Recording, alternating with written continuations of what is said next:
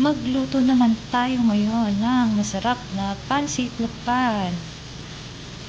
Yan, pansit habhab. Tawag ng iba. Pansit lakban, pansit habhab.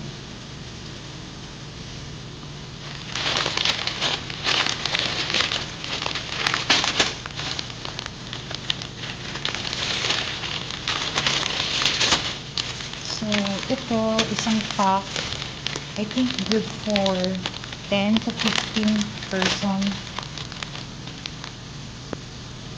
Let's cook. Fried fishball.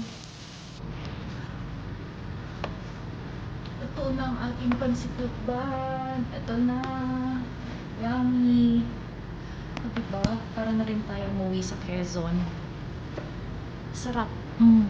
May fishball, may kikiam, may shrimp, and vegetables. O, diba? Tayo makakakain ito. Mga 10 tao. Kasya na siguro sa atin.